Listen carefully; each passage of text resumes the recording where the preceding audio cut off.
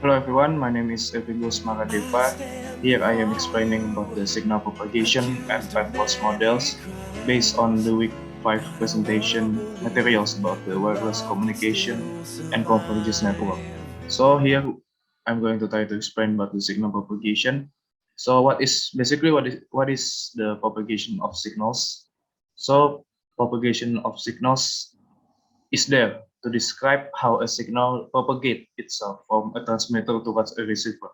So a signal is basically transmitted from the transmitter, or we know it as TX, to the receiver AX. Oh, sorry, RX. So the example of this experience is when someone is enjoying an FM radio.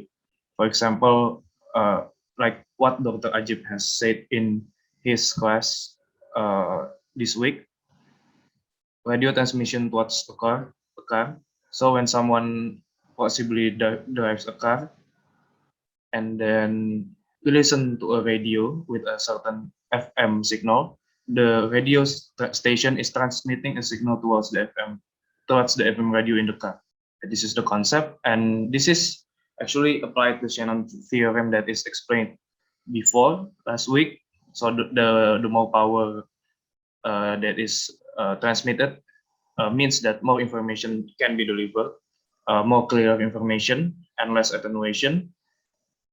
And there is a graph here based on the presentation that explain all the propagation characteristic that is here: path loss, shadowing, and multipath fading. Yeah, for example, like when someone calls a friend, like A calls B, A is able to select whether they wanted to stay or maybe move to another place. But according to Dr. Ajib and possibly the theorem of telecommunication, it is better to call someone or to contact someone in a steady place so that the path loss is not very high and the power transmission is very much clearer if someone stays in a steady place when possibly contacting someone to communicate with each other. Yeah, you can see here the graph below the graph here. So you see this is the distance and this is the power. So if we increase the distance here, you can see the graph is decreasing also. So this is very much inversely proportional as a direction here. The distance here is larger, the power will be decreasing. And here this is very slow means the path loss, and slow means the shadowing, and here the fluctuating signal means the multipath fading. Yeah, so I will explain the characteristic next. So the path loss model means that the loss of power attenuations due to increasing distance between the receiver and transmitter, basically the basic of the propagation characteristic. I mean the path loss, not the path loss model. The path loss model is how we prevent the path loss. And shadowing means the construction of obstacles in between the receiver and transmitter, also directly affecting the propagation. So if you see buildings, maybe you hear a radio transmission from your car, and there is obstacles or buildings or objects from the radio station to your car, such as ground, buildings, it is called shadowing. And multipath fading means that there is a many refraction in your signals, in your power.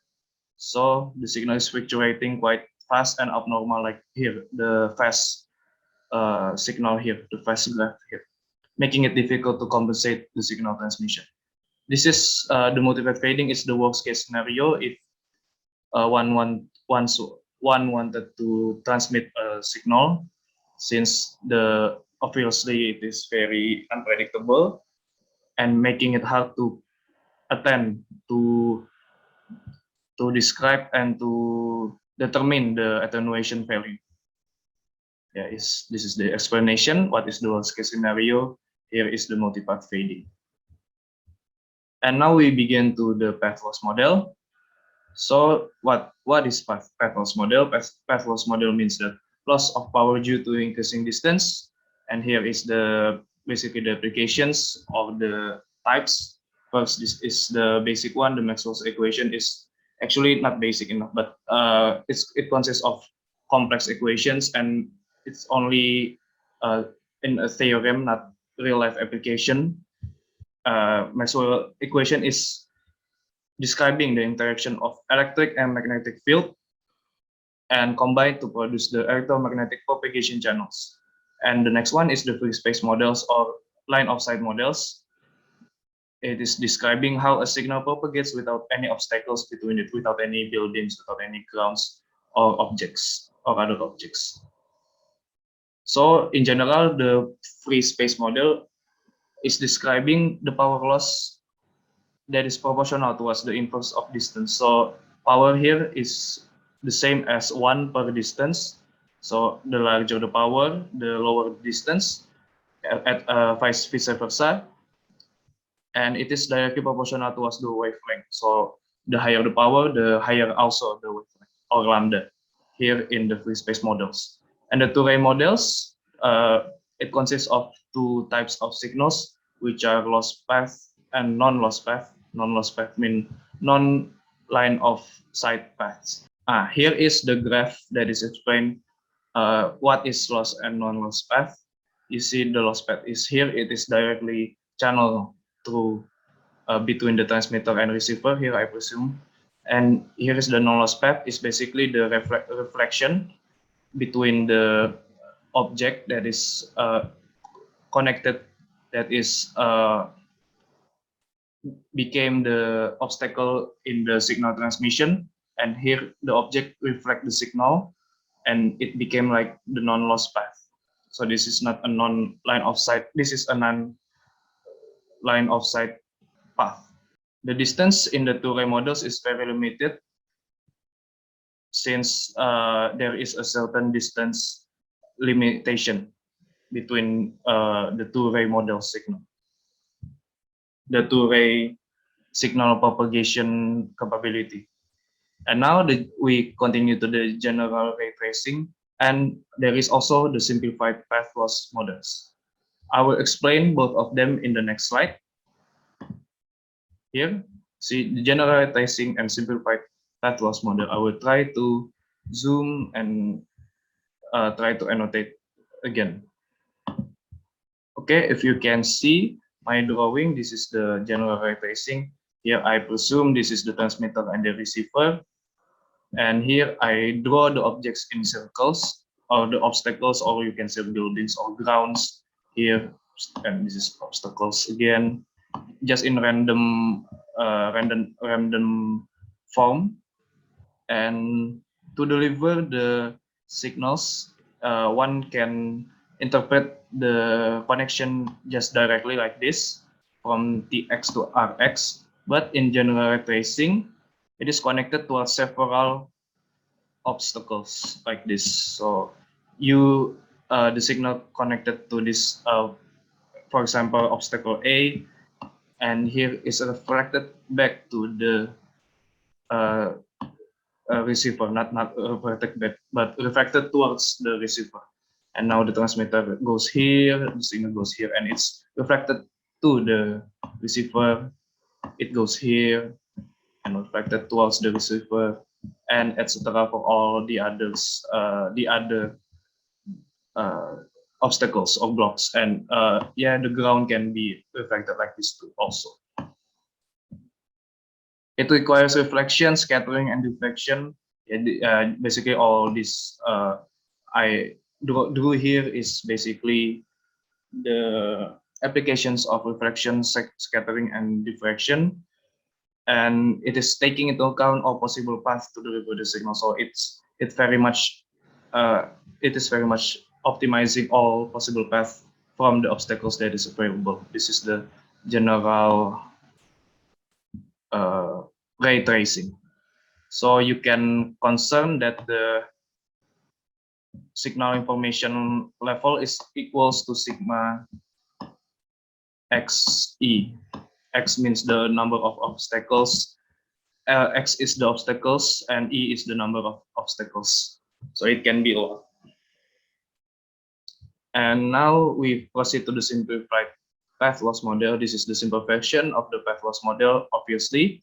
And this model is applied when the path loss is dominated by the reflection signal compared to the direct overflow signal. So this is only applied in reflection signals such as this, but I presume it is in less number of obstacles, less number of objects, and the equation is stated like this. I'm sorry, this is hard to draw. PR equals to P3 PT times K dr per d.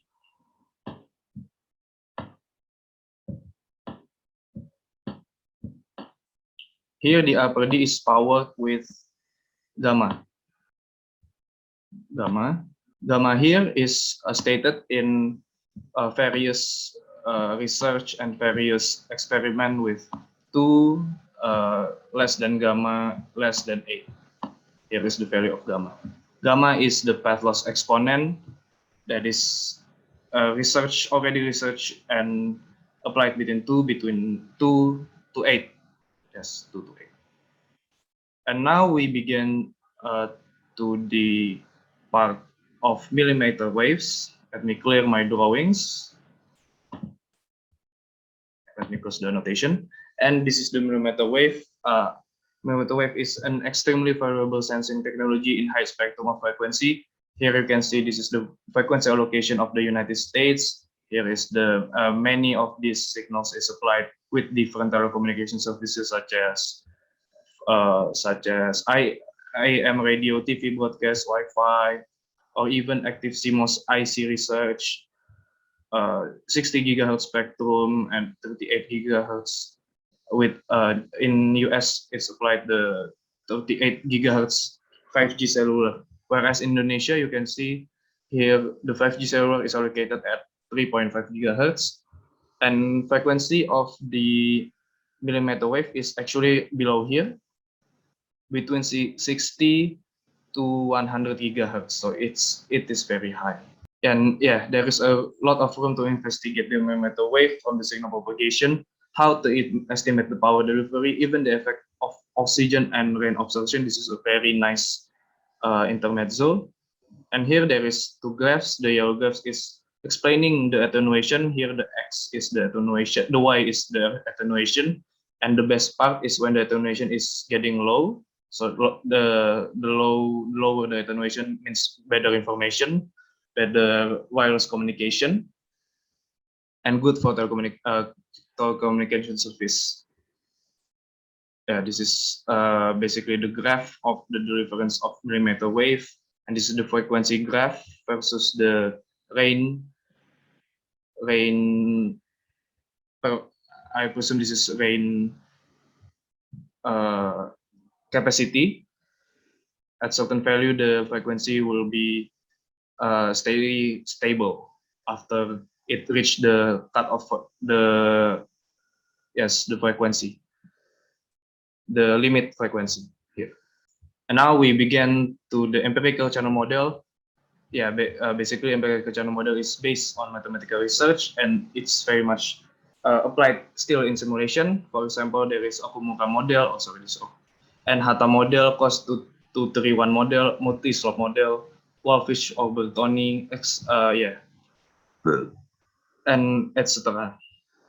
There's also current cellular models in LTE and 5G, Wi-Fi channel models in TGN and TGAC, and it is commonly used in cellular and Wi-Fi system simulations for the empirical channel model. And now I will try to explain about the TX and RX configuration. I'm sorry, there is so much typo in this video. Let me try to first annotate something here. Now we begin to the TX and RX configuration. Here you can see first there is a modulation part here. This is I explain modulation in box. Just this is the modulation. Here signal in binary term 1 or 0 is here. Let me write it for you, 1 or 0. And there is modulation in here. It is applied to digital modulation such as BPSK, QPSK, or GAM. And it converts into an analog signal, which is ST. You can possibly change it into XT or even another alphabet is okay. It's not the main problem. And here is there is a connection towards the carrier frequency. Often here is 2.4 gigahertz. Yeah, so there is an electromagnetic wave here in the frequency cutoff deliverance. So you can see the graph is very much like this. See, this is the distance, and this is the power. The x is the power, and it's looking like a sinusoidal wave. Yeah, it's the maximum value. After the signal being amplified here, so after still this is the analog form. Let me tell you, this is the analog form. Still analog, and it will be amplified with a frequency shift. Yeah, for example, like a Wi-Fi signal, and amplified into 2.4 gigahertz as the cutoff frequency or carrier frequency. Yeah, the signal in the antenna is an electromagnetic signal. So this is electromagnetic signal. Yeah, this is an electromagnetic signal from the antenna. Antenna is after delivered into the 2.4 gigahertz frequency shifting, it delivers into the antenna like this. Yeah. This is the signal transmission here. With 3 lines, I assume this is a signal. This is the signal transmission from the transmitter. Oh yeah, in 3D you can see the signal propagation is like in a circular form in 2D like this. Yeah, I just do a circle here, and actually in 3D it became like this, and the equation became like this. St equals to St times E over A. A is basically the constant value, and this is the carrier frequency, which is 2.4 gigahertz, and T is time. This is the function, and St consists of analog information. So for the receiver part, this is the TX. So all of this, let me circle it for you. All of this is the TX part. This is the TX part, and let me draw the RX part here. I guess let me erase something first. So this is the receiver part. So here the signal will be transferred into here. The receiver part, receiver's antenna, and the equations became like this with YT. YT is the output equals to HT.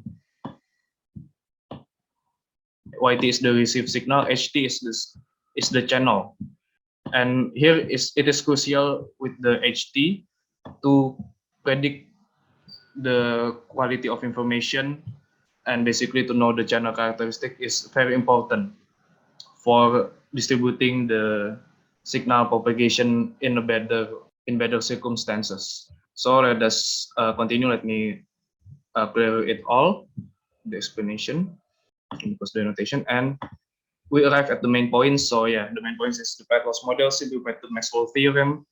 Models differentiate in complexity and accuracy, as you can see from various models, and simplified models is also known as single slope exponent models. This is the simplified path models with the exponent gamma. And millimeter wave needs further research since there are path loss due to frequency range and even oxygen levels. Empirical channel model consists in simulation and based upon mathematical research. So thank you for your attention. I hope we can all learn together about this material more. This material still provides more research and more knowledge to better understand the millimeter wave for the 5G applications. I hope we can see each other again. Please like and comment. Thank you very much.